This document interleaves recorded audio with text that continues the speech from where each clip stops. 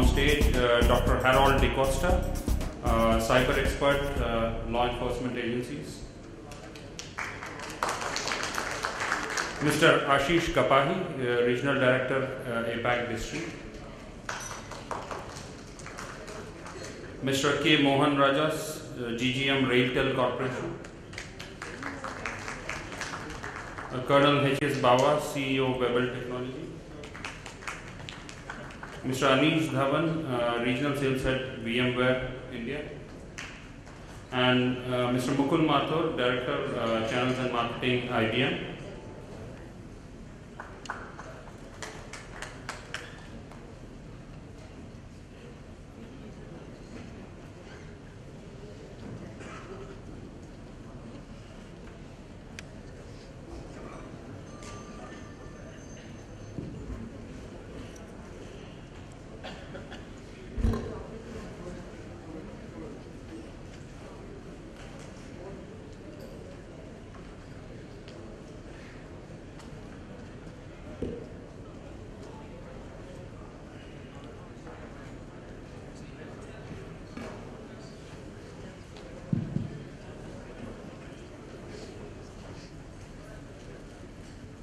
So I have exactly 25 minutes to go, so I'll be on the dot hopefully. It's like a slog word. So getting onto this topic, which is on cyber security and governance, fundamentally cyber security, and going back to the word security, each of us have our own imagination of what security stands for. And same is the case with cyber security. Ask a lawyer, he'll give you a different definition. Ask a technology guy, he will give you a different definition. Ask the government, they will give you a different definition. And it all depends on the users on what cybersecurity is. But increasingly what's important is cybersecurity is becoming seriously important these days. When more and more adoption of technology is happening across governments, across businesses, across enterprises, and across nations. To start with, fundamentally, if you look at critical infrastructure, that's one area where the increasing focus is going on. People are also defining what critical infrastructure stands for. For some, it is the physical infrastructure of your critical assets. For us, for others, it's the digital assets that sit inside these infrastructures. And for some, it also means critical data belonging to citizens, belonging to nations, belonging to enterprises, and so on. So with this background, the other important thing that now comes to light is also complete distrust on the supply chain pattern, on how much can you depend or believe on products that you are installing into networks. People go on to say that my equipment is fine so long as it enters the network. The moment it enters the network, I'm not responsible for it. So you will have to figure out in that cocktail who is responsible for what damage. Going by again the national cybersecurity policy and so on, severe kind of emphasis has been given to things like capacity building, but what we also need to be looking into is the audit aspect, because unless you get your stuff audited and keep a track on what's happening and reporting on the same, you can't be safeguarding on a real-time basis. And therefore it's pretty critical from today's perspective that we keep a tab on all that's happening. So given that kind of a background, I welcome the panelists for the discussion today. Each of them have given certain areas that they would like to speak on. So I'm kind of largely breaking up the whole discussions into 3 or 4 areas, which is around how do you kind of secure enterprises, how do you secure governments, and of course the most important thing around e-commerce, especially on how do you counter frauds and defense, networking sites and so on, and of course the most critical parameter, which is around the darker side of social networking sites, which have become a terror in terms of capturing data of other people. And I'm not referring to the social networking sites, I'm referring to people who use such sites to solicit information out of innocent users of the same. So I leave the floor open for discussion, starting with my panelist on my extreme left, Mukul, if you can start off on giving your perspectives.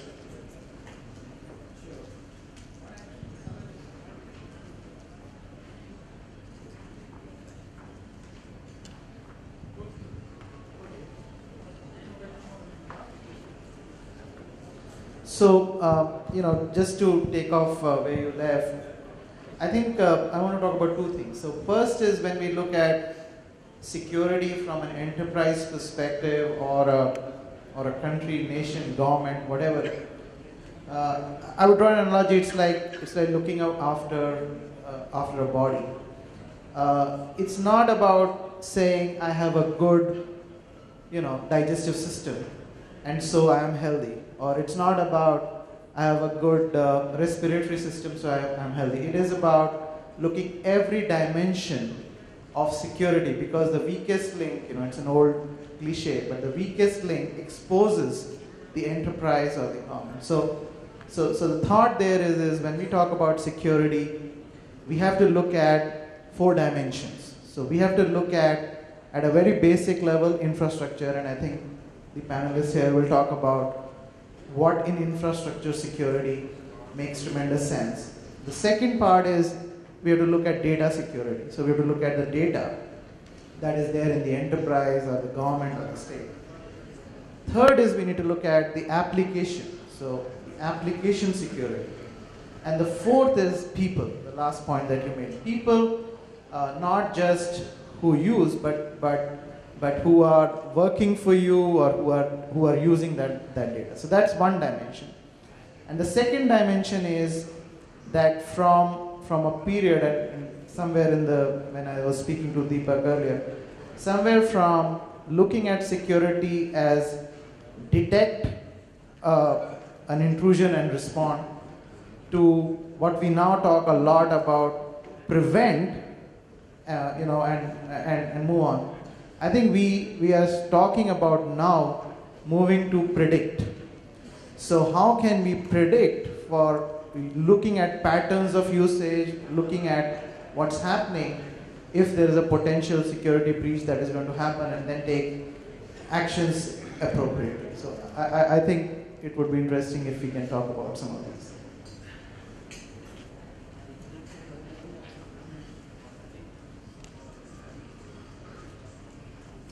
Good evening, everybody. In fact, the point of discussion, as far as the cybersecurity is concerned, I'd like to dwell more upon the law enforcement point of view. As far as the technology is concerned, there are many organizations, systems are okay, but are these systems being configured to the laws of the land? That's the most important question. The number 2 is that technology to some extent is in place, but then are they configured to ensure that if there is any fraud which takes place, we are able to gather the evidence which could be admissible in the court of law. Now the conviction rate I don't want to discuss with you is absolutely legal. Most of the time the cyber crimes take place left and right, but actually the registration, as far as the technology is concerned, there are many organizations, systems are okay, but are these systems being configured to the laws of the land? That's the most important question. The number 2 is that technology to some extent is in place, but then are they configured to ensure that if there is any fraud which takes place, we are able to gather the evidence which could be admissible in the court of law. Now the conviction rate I don't want to discuss with you is absolutely legal. Most of the time the cyber crimes take place left and right, but actually the registration or converting into an FIR is very good. The reason could be plenty. 2 to 3 things which comes to my mind is basically unawareness. The second thing, policies may be in place, but actually how much is implemented is a question mark. The third, the judiciary point of view, the law enforcement point of view in understanding the matter and taking it to a logical conclusion. One of the issue which was being taken across is the social networking. I'd just like to give you a small example, which I had been a party to it in the analysis of that matter. We talk a lot of things about e-governance and IT security, so on and so forth. On 5th of April 2014, there was a question paper leak in Mumbai University, and that happened on WhatsApp. The University of Mumbai has got a better e-governance system as far as the education scenario is concerned. For the examination, which is at 11 a.m., the question paper is dispersed online at 10 a.m. And the respective examination center is then to download the question paper, take a printout and give it to the students. I am talking for descriptive question paper. The question paper was transmitted online in an encrypted form through a cloud, VPS, so on and so forth. At 10:15, the question paper was transmitted online through WhatsApp. And the next 10 minutes, it reached to 24 people. There was some good soul, a good Samaritan, who just called up the controller of examination and said that today's question paper has been leaked. And you can just confirm it out that the same paper will be going to come today or not. And when it was confirmed, it was found that the same question paper which was supposed to come that day, the same paper was leaked. There was a system in place, the question paper was changed. But then when you're talking about the social networking apps, for a good reasons, some of these reasons are some negative issues. But then thanks to technology once again, using the meta tags, we were able to catch the 4 people who are instrumental in having this question paper to be leaked. Now this is, I think, one of the issues as we are talking about social media, social networking apps, lakhs of applications available on various different platforms. But are we really secure? Are we really concerned about that our information could be misused or given to a third party where the servers are placed outside India and we really have to beg for the information to be getting from the service provider for the investigation to go on it was. I think that's something what I just wanted to address as far as the security is concerned.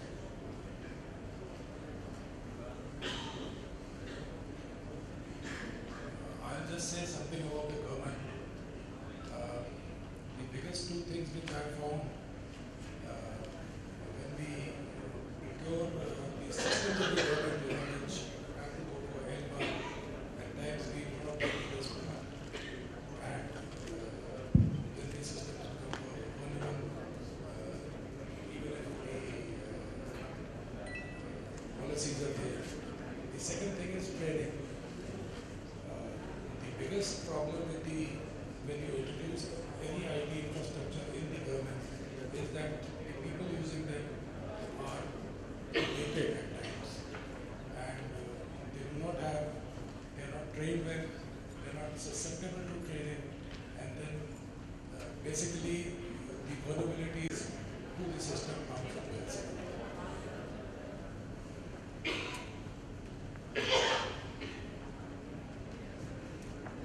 Thank you so much. Earlier during the day, I was talking to a friend here, Dr. Costa, and we were talking about the cybersecurity. The issues I would like to address would leave some food of thought for you people in the audience today. I'm going back a couple of stages, not addressing cybersecurity, but the core issue. And the core issue is that of the infrastructure. Unfortunately for India, as a nation, we do not have any control over the core infrastructure or the critical internet resources, as we call them, which is the basis of cybersecurity. Whether it is the root servers, whether it is the DNS, or whether it is the IP addressing. Unfortunately, we have none of that under the control of the government of India today. It may happen, it may not happen. There are issues which have been raised for the last many years. The older ones, the newer ones. I don't know if you're aware that today your domain name could be anything. It can be unilaterally brought down without the consent of any government by one single non-governmental organization which sits out of the US. Similar phenomena as far as IP addressing is concerned. You all know that IP address is the core to your internet. Without an IP address, you don't exist in this world. a process called RPKI, which was likely to be introduced, Resource Public Key Infrastructure, which was likely to be introduced last year sometimes. I'm not sure whether it has been implemented here, but if that was to go through, your IP addresses can also be bought down from, again, a single private organization or so-called intergovernmental organization sitting in the US without you having any say in that. Now, these are things that one has to think of. A cybersecurity policy without taking into the aspect of the core infrastructure, I believe is of no use. Our policies have to be inclusive of a national security policy. And unless we have a proper national security policy that addresses the core infrastructure, any policies in silos will be of no use to the nation as a whole. Thank you so much, and I leave this as a food of thought for you. Thank you. Good evening, ladies and gentlemen. I want to take off from what Ramesh said earlier today, that as information security professionals, there is a challenge out there. There is a challenge of credibility. Today, are we in a position, are we as a profession, are we able to say, this is what is required for this level of security? Do we have metrics to measure what is security, what we can prevent, what is the budget we need to prevent this, and how effectively we can really do it? This, with the plethora of products around, plethora of things, we are always discovering that the people who want to beat the system are always there, they are ahead of us, and to add to this, the user behavior and expectations have changed so much. People will go on the social network. People would want to have the convenience of booking their train tickets online, and they would not want to do anything else with that. The user behavior is changing, the expectations are changing, and if you see, when you look finally at what systems we have, on the entire edifice of e-commerce is built and whatever we are doing, you find that as and when you discover new and new methods of how the groups are beating the system, you find it so fragile. So this is the challenge. Are we going to make incremental improvements so that these guys are just ahead of us, so that we have the problem contained? Is that the only goal? Or do we have to do something completely different to allow the e-commerce system to grow? This is, I think, a challenge for information security professionals and the whole ecosystem which is supporting that. And I think the real good answers to be found for that. Thank you. Well, quite a few points got covered, but I would just want to dwell a little more on what Mukul said. Right? When we look at, there would definitely be a definition for cybersecurity, but when we look at how this information is getting dispersed, right, and how it is getting consumed, we actually come to two very basic points. One is a data center, right, from where we are dispersing this information, and then the access devices from where we access. Now, you could have public infrastructure which is delivering this service, in which you've got the applications, the data, and other levels of services that they deliver, or it could be within premise for organizations where they're trying to disperse this within their own environments as a service. So today, if you look at, you can have the entire data center being delivered as a service, or infra as a service, or software as a service, and anything as a service being delivered. So the basic definition of how we deploy security is also completely changing, because we're talking about cloud infrastructure today. So you've got public clouds, you've got private clouds. So you really don't have physical boundaries that you can define, right, that you need to run. So all the boundaries are very dynamic. You've got resources which could be powering a particular application that you want to secure coming from 3 data centers. So there's a paradigm shift in which you've got to see how you're going to deploy this dynamic security which travels along with the service that you come across. So this is another area, right, where people are really getting concerned as to how do we secure this so that we can continue to give the flexibility and the choice of how the application or the service is consumed at any place, any time, using any device, right, while we still maintain the control and compliance on the services that we deliver. Thank you. So right from data security to people and capacity building to procurement processes to defining critical infrastructure and creating an inclusive national security policy which includes and addresses those issues, to of course developing metrics around the same and the infrastructure and so on. I think the panelists covered the whole gamut of all the things. And keeping time in mind, I'll have one more round of quick round across the panelists. This is a question to all of you in terms of the panel here. What is that one thing that you would want as a change that India should look at? Could be from a policy standpoint, could be from what can be an ask to the government in terms of securing and putting a cyber security system in place which is robust. Which also takes care of enterprises, governments and all the users. Just one line and one quick round and then we'll conclude. So if I was to say in one word, I would say judiciary, right? Education of the laws available and the judicial system of how we're going to control in case we find somebody who's involved and has been convicted of this crime. I think the scope is too wide, so I'll stick to one point which I mentioned earlier.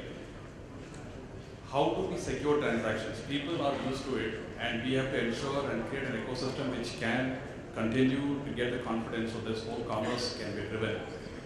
So we have seen whatever kind of solutions you have in band, out of band, are always compromised. We have seen that.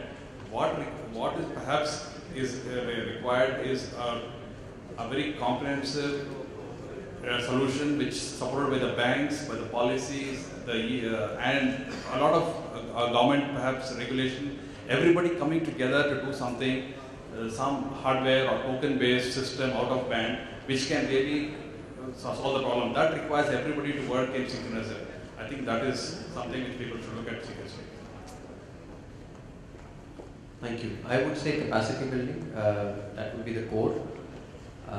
And an inclusive strategy which would include all stakeholders, whether it's the government, whether it's private sector, national security, whatever.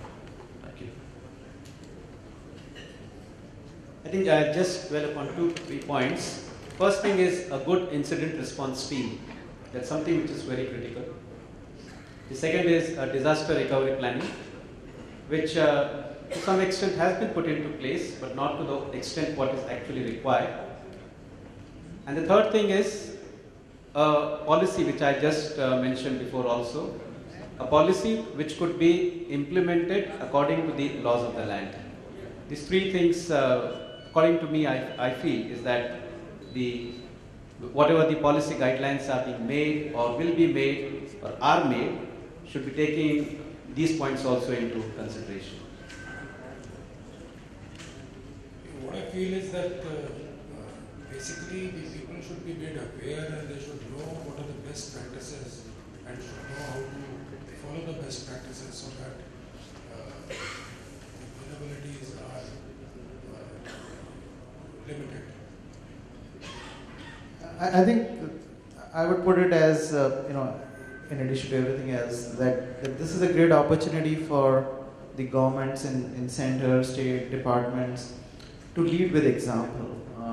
The government has this unique challenge of demonstrating transparency in decision making while demonstrating high security in asset management. So the assets of the country, the information, and everything that the country has, the government has an opportunity to demonstrate it is secure, and that would follow, have a trickle down effect to everybody who's benefiting from it.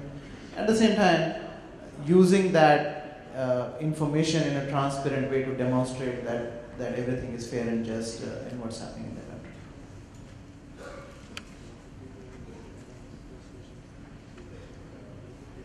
I think that fairly sums up the whole discussion around cybersecurity, and I presume we are bang on time. I haven't heard the bell yet, so with this I conclude. Thank you.